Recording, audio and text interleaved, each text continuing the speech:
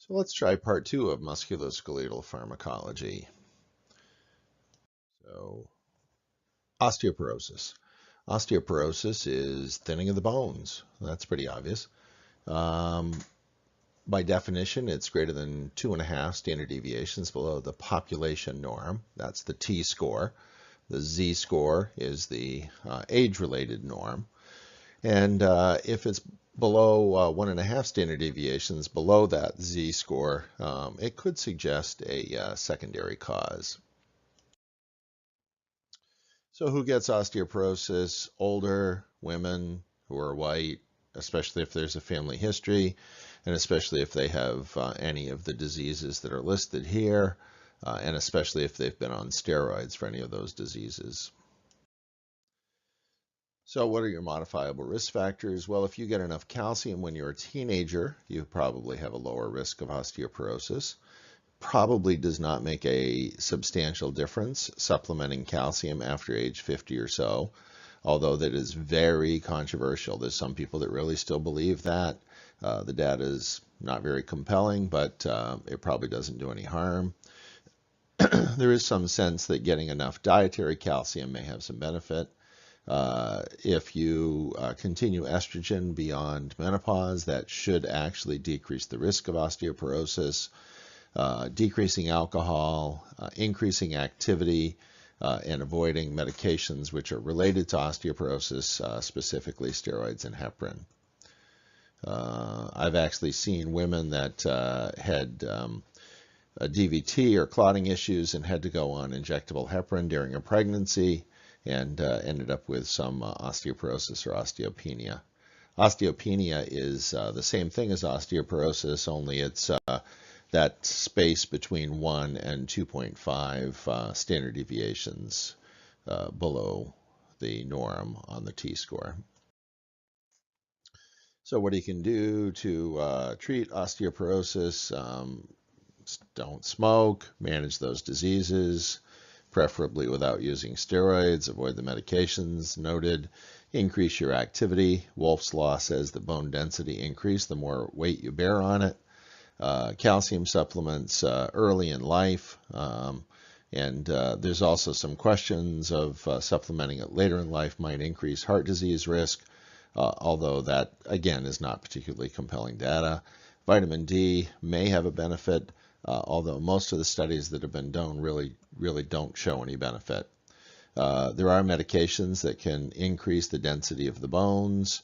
Bisphosphonates do that by decreasing bone breakdown. They don't increase the amount of new bone. Calcitonin and ERT, estrogen replacement therapy or hormone replacement therapy, also promotes some density. So talk about the bisphosphonates. The most common one, or a very common one, is Fosamax. You can do that 10 milligrams daily or 70 milligrams weekly. Again, they stop bone breakdown. They don't increase new bone production. There's not really any benefit beyond 5 years, it appears, although keep track of that data because it does seem to be on somewhat shifting sands.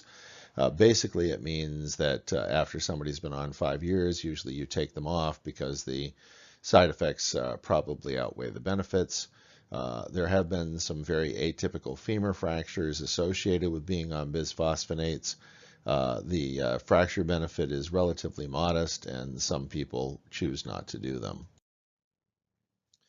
Calcitonin is a nasal spray or injection. It's not very practical. Most people really don't like doing it. Again, they may have nausea, vomiting. I've seen people with hypertension and other issues. Bisphosphonates basically do all the same things that they do in an oral form. ERT, of course, is controversial. There are some selective estrogen receptor modulators, such as Avista.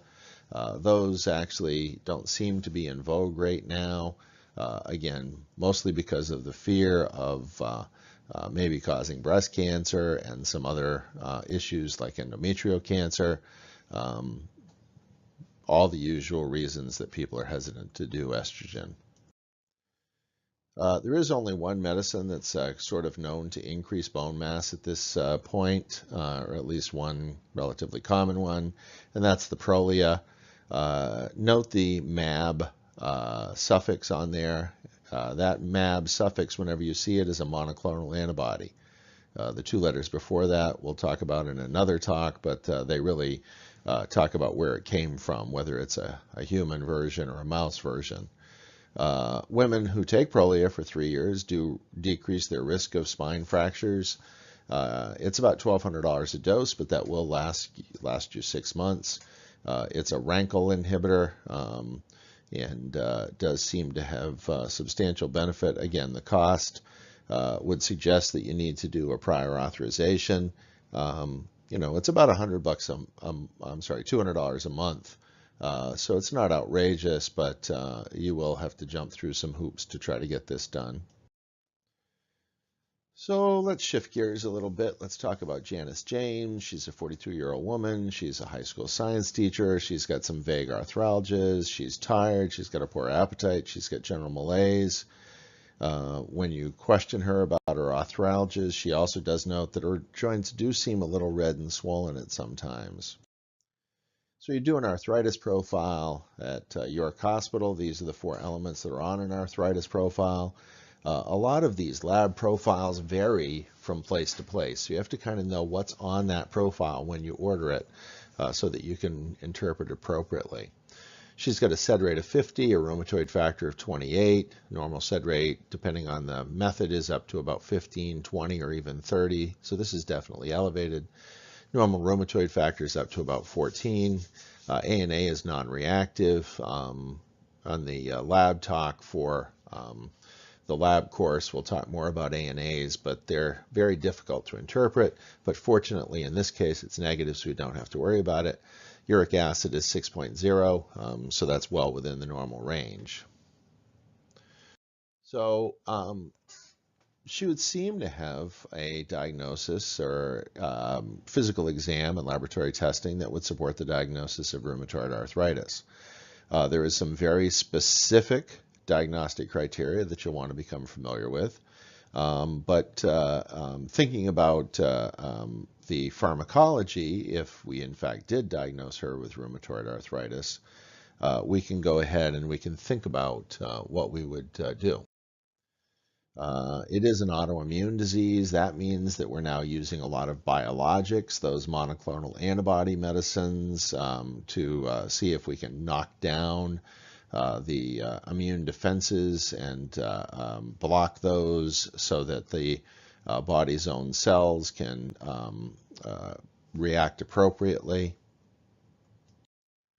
There are some laboratory testing that is more specific for rheumatoid arthritis. The rheumatoid factor is not that specific for rheumatoid arthritis, so if it is elevated or you do suspect it, you may want to go ahead and do an anti-CCP antibody, and if that's elevated, that would support the diagnosis.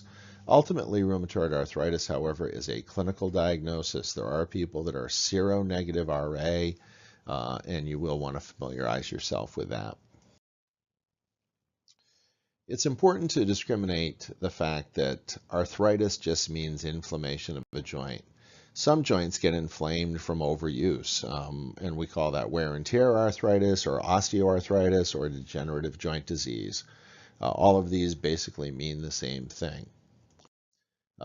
In people who have a lot of weight and put a lot of stress on their joints, the joints that seem to develop osteoarthritis the most are the hips and knees. Those are the joints that we really notice it the most too, because those are so important in ambulation. And so in those cases, we often have to replace those joints. So there really isn't a whole lot of pharmacology other than pain control for those folks. But with rheumatoid arthritis, there is a lot more. And so the discriminating people with DJD tend to have no redness of their joints. They'll have normal labs, and their x-rays will show changes consistent with DJD. People with a lot of arthritis in their back, they can lose weight, heat, exercise, and pain medicine. Polymyalgia rheumatica is another condition that you want to be familiar with. These are people that come in with a lot of pain in their shoulders usually, sometimes in the hip girdles, but my experience has been way more in the shoulders. They have achy shoulders. They just don't feel good. It is very useful to check our SED rate in these folks. Lots of times it will be very high in the 70 or 80 range. And if that's the case, a little trial of prednisone, 15 milligrams or less, even 10, usually will provide 70, 80, 90% relief from that pain.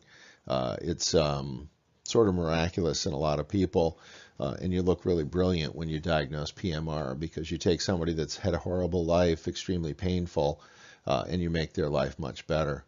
It takes a long time to taper them off. Usually you can taper them off over 6 months or so. Most of us will refer these people to rheumatology as long as they're willing to go. If they're not, I just taper them down very slowly, milligram every few weeks until we can get them off.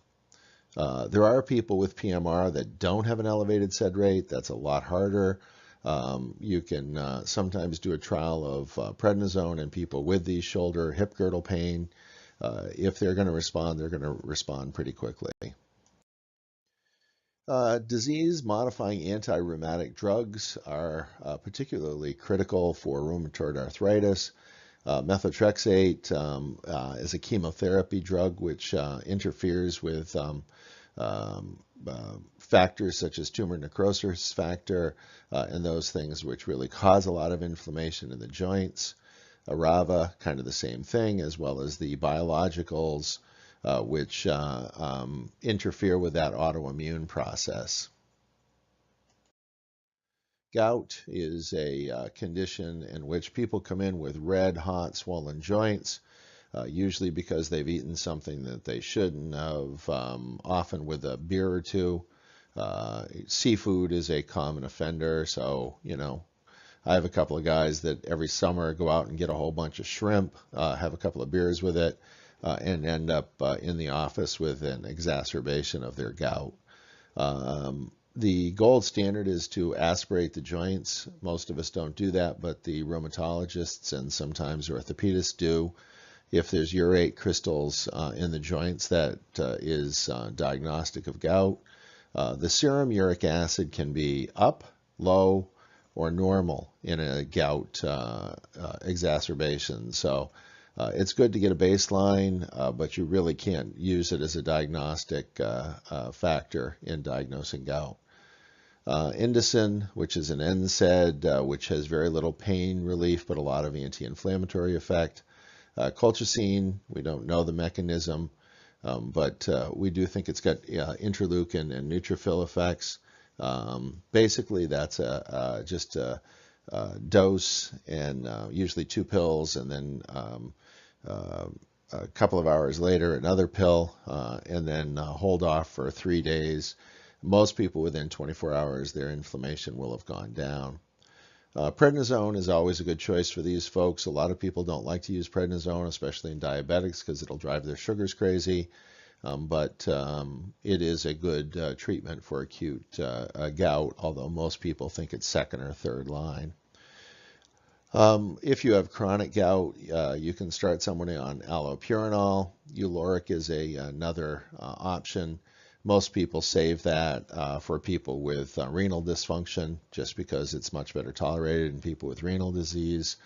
Allopurinol, you have to be very careful not to give it too soon after a flare of gout, because it can actually create another acute exacerbation.